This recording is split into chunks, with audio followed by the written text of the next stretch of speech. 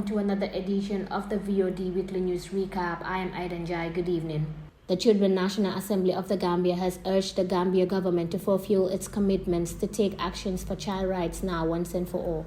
The CNAG made the call during their second sitting since inception of the Children's Assembly. Honorable Tida Barrow, member for Carnifin Municipality, who read the order paper on behalf of CNAG, calls on the government to respect, protect and fulfill the rights of every child in the Gambia, irrespective of background, religion, ethnicity, disability or any other consideration or statute. She said they want the government and the society to adequately and effectively enforce and implement all the laws which protect children from all forms of sexual abuse, violence, exploitation, hazardous labor, and trafficking. Government, she continued, should also adequately and effectively implement and enforce the Children's Amendment Act 2016, which prohibits child marriage, and the Women's Amendment Act 2015, which prohibits female genital mutilation or cutting, and diligently prosecute violators of these laws. She added that government should make basic and secondary education totally free, compulsory, qualitative, accessible and available to all children, including children in Arabic schools, madaras, and also establish standard science and IT laboratories in all schools in the Gambia and support their effective functioning.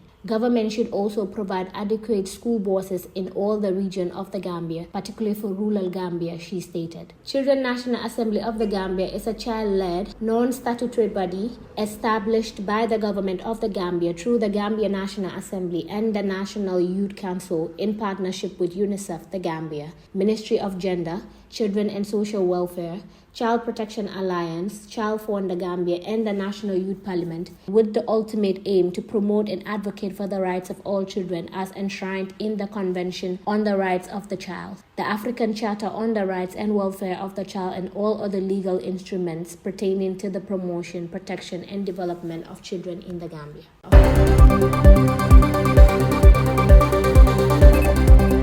President Adama Barrow on Monday morning received the Secretary General of the International Federation of Red Cross and Red Crescent Societies, Mr. Jagan Chapagan, at the State House in Banjul. During the visit, President Barrow emphasizes the importance of partnerships, confidence building, job creations, and international migration enlightenments. He stated that it is time to think outside the box in addressing pressing issues such as migration, climate change, and security concerns. He further expresses concern over the many young lives being lost to illegal routes in search of greener pastures. He quotes, "If we are determined, we can make it in the country." He further expresses concerns regarding climate change, saying climate change is real and we need resilient programmers to mitigate its negative impact on our lives. He concluded by reiterating his call for peace and stability. Briefing the president on the purpose of his visit, Nepalese-born IFRC Secretary General complimented the National Red Cross Group for the transformation during his second visit to the Gambia. He observed the society's use of funds and the quality of its reporting processes, defining the system and policy for financial sustainability and mobilization.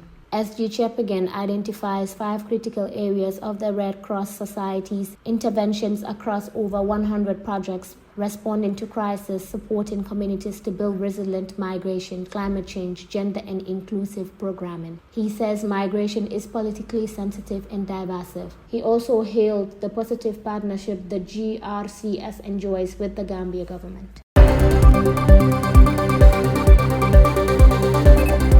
The World Health Organization on Wednesday, 16 August, donated medical equipment and laptops worth $37 million to the expanded program on immunization of the Ministry of Health. The donated items included 29 PC laptop computers with accessories, 78,000 bottles of paracetamol syrup, 153 PC tablets, 9 patient monitors, 5 ventilators, and 5 oxygen concentrators. Speaking at the presentation ceremony, Dr. Desta Tinude, WHO representative to the Gambia, said his institution finds itself on the threshold of a truly transformative chapter in its ongoing journey towards enhancing the health and well-being of the Gambian population. Dr. Tinude said that donated items will bring a positive impact to the healthcare system in the Gambia. He said that donations are an array of resources that spans from cutting-edge computers and PC tablets designed to transform the surveillance system and data management to indispensable laboratory consumables and advanced equipments that will foster an environment for medical excellence. Dr. Amadou Lamin Samate, the Minister of Health, expressed his appreciation for receiving the medical items from WHO. Honorable Samate highlighted the fact that the government cannot do it alone while calling on the development partners to support the government's effort to ensure quality health care across the country. He said the health sector cannot move forward without investment in health infrastructure, equipment, and human capacity, describing them as a very important area that they need to work on to ensure good quality delivery across the country.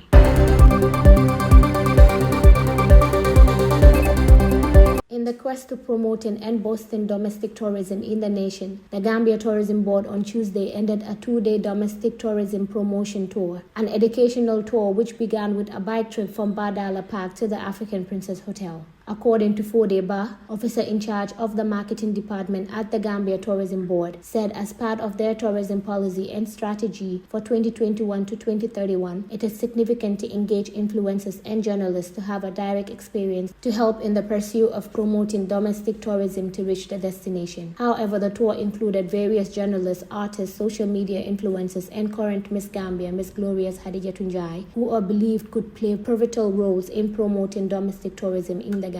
The tour team visited Palma, then went to African Princess, which then proceeded to the National Museum and the Arch 22 in Banjul. They also proceeded to Bakau Kachikali Crocodile Pool and right after to the Batik Factory at Dipakunda. Speaking briefly to reporters as tour continues, Amadi Sow, museum attendant in Banjul, explained the history of the museum to the visitors that the museum is over 200 years. He stated the need to involve the Gambians themselves, hence the tourism board can't do it alone, adding that they developed a mini marketing product to promote domestic tourism. He escorted the team to the premises to see the oldest well in Banjul with 4 meter deep, which was docked since 1824 by one engineer called Konkobere, known as Pompe Gay from Gore in Senegal. He stated that neighbors still access potable water from the well anytime taps get closed within the neighborhood.